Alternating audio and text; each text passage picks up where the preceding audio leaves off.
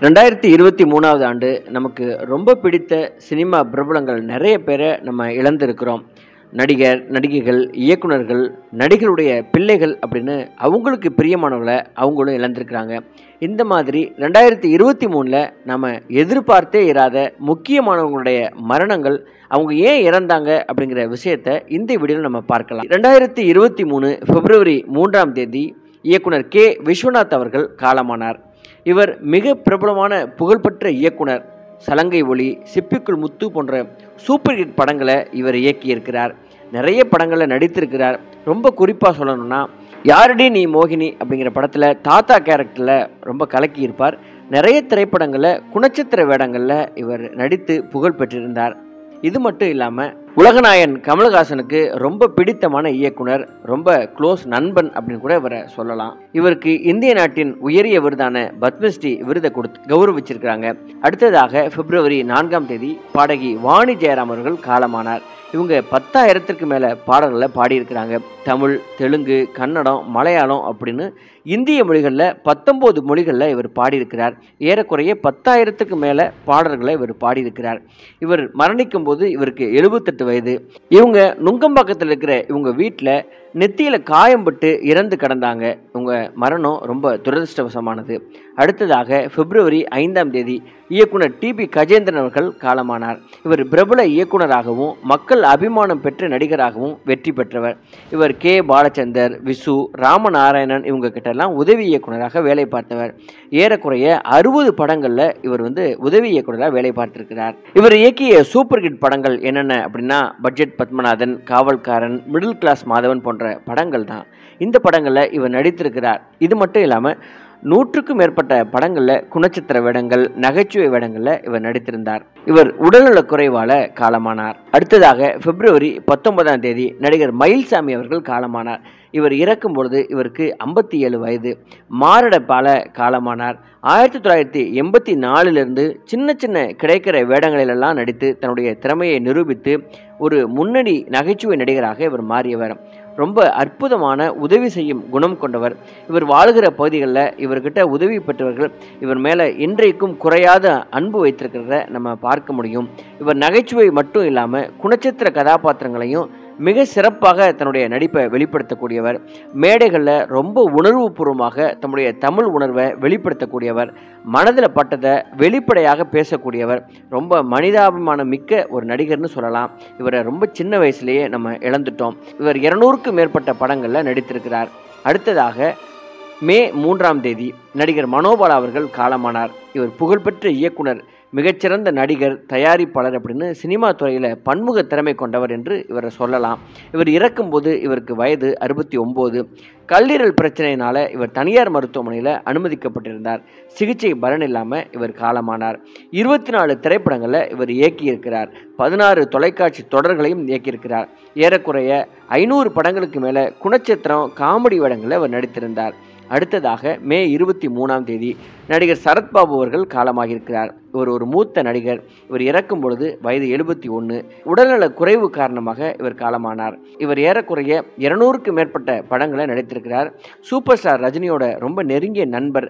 தமிழில் ரொம்ப முக்கியமான படங்களான உதிரி பூக்கள், முள்ளும் மலரும், நெஞ்சத்தை கில்லாதே, நிழல் நிஜமாகிறது, அண்ணாமலை, முத்து அப்படின்னு ரொம்ப முக்கியமான படங்கள்லாம் இவர் நடித்திருந்தார்.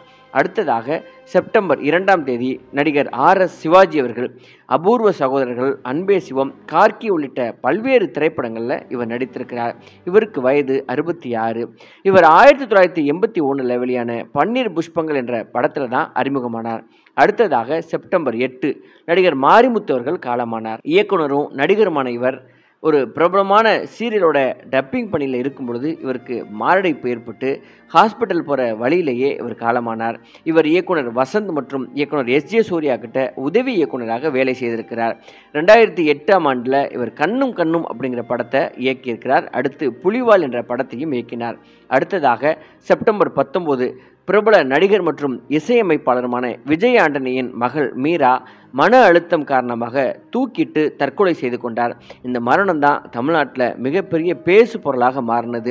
இந்த மாதிரி மன அழுத்தத்தில் இருக்கிற குழந்தைகள்லாம் எப்படி காப்பாற்றுறது அப்படிங்கிற விஷயத்தில் எல்லா பெற்றோர்களும் கொஞ்சம் கவனமாக இருத்தல் ரொம்ப நல்லது. அடுத்து நவம்பர் 2ஆம் தேதி ஜூனியர் பாலையா அவர்கள் காலமானார். இவர் மறைந்த மூத்த நடிகர் TS பாலையாவின் மகன் தான் இந்த ஜூனியர் பாலையா.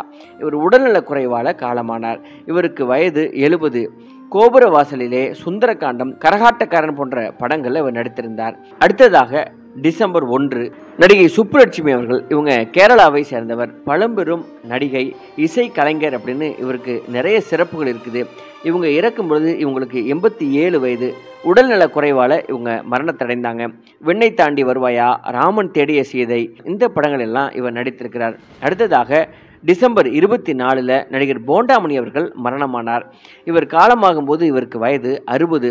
கடந்த ஒரு வருடமாக இவருக்கு 2 கிட்னியும் செயலிழந்ததுனால அதற்குரிய ட்ரீட்மெண்ட்டில் இருந்தார். அப்பொழுது திடீர்னு இவர் மயக்கமாகி காலமாகியிருக்கிறார்.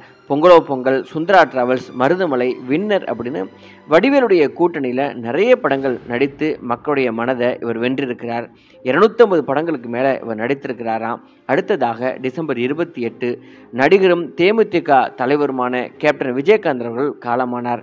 இறக்கும் பொழுது இவருக்கு வயது 71. இவர் உடல்நல குறைவு காரணமாக காலமானார். இவருக்கு நுரையீரலில் சளி மற்றும் தொற்று காரணமாக தனியார் மருத்துவமனையில் சிகிச்சை பெற்று வந்தார்.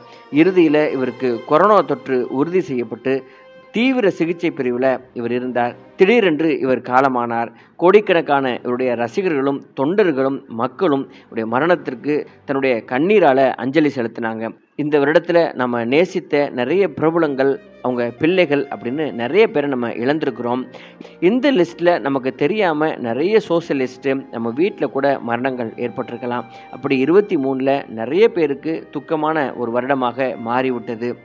பிரபலங்களுடைய மரணம் அல்லது தனிப்பட்ட முறையில் உங்களுக்கு ரொம்ப பிடித்தமானவருடைய மரணம் உங்களை பாதித்திருக்குமானால் அந்த விஷயத்தையும் இந்த கமெண்ட்டில் நீங்கள் பதிவு பண்ணுங்கள். நன்றி, வணக்கம். நண்பர்களே வணக்கம். நான் RS ராஜா. இந்த வீடியோ உங்களுக்கு ரொம்ப பிடித்திருக்கும்னு நினைக்கிறேன். இந்த வீடியோ மட்டும் இல்லாமல் நிறைய திரைக்கலைஞர்களுடைய வாழ்க்கை வரலாறு போட்டிருக்கேன். நிறைய பேருக்கு சினிமாவில் நடித்தவருடைய வாழ்க்கை வரலாறு நான் ஏன் பார்க்கணும் அப்படின்னு நிறைய நபர்கள் பேசுகிறத நான் கேட்குறேன். இந்த சமூகத்திற்கு யாரை நம்ம அடையாளம் காட்டணும், இந்த சமூக மாபெரும் புரட்சியை ஏற்படுத்திய அரசியல்வாதிகளுடைய வரலாறுகளையும் பெரும் தலைவர்களுடைய வரலாறுகளையும் நான் இதில் பதிவு பண்ணியிருக்கேன். இது மட்டும் இல்லாமல் நிறைய நல்ல புத்தகங்களை ரிவ்யூ பண்ணியிருக்கிறேன். நல்ல கதைகளை நான் இதில் ஷேர் பண்ணியிருக்கிறேன். ரொம்ப சுவாரஸ்யமாக வாழ்க்கையில் திருப்பு முனையை ஏற்படுத்திய சம்பவங்கள், அப்படிப்பட்ட சம்பவங்களை சந்தித்த மனிதர்களுடைய வாழ்க்கை வரலாறு, நிறைய கமர்ஷியலான விஷயங்கள், இப்படி நிறைய வீடியோக்களை இதில் நான் பதிவு பண்ணியிருக்கிறேன். இந்த எல்லா வீடியோக்களும் உங்களுக்கு பிடிக்கும் அப்படின்னு நான் நினைக்கிறேன். இது எல்லாமே இந்த RS ராஜா டாக்கீஸ் யூடியூப் சேனலுடைய பிளேலிஸ்ட்டில் இருக்கிறது. கண்டிப்பாக நீங்கள் போய் அதில் பார்க்கலாம். நிறைய ரசிக்கிற விஷயங்கள் இதில் இருக்கிறது. அதில் பயனடையலான்னு நினைக்கிறேன். இது உங்களுக்கு பிடித்திருக்குமானால் இந்த சேனலை நீங்கள் கண்டிப்பாக சப்ஸ்கிரைப் பண்ணிக்கிங்க. உங்கள் நண்பர்களுக்கும் மறக்காமல் ஷேர் பண்ணுங்கள், லைக் பண்ணுங்கள். என்ன நிறை குறை இருந்தாலும் வேறு எது சம்மந்தமான வீடியோக்கள் நான் போடணும்னு நினைத்தாலும் நீங்கள் கமெண்ட்டில் சொல்லலாம். நன்றி, வணக்கம்.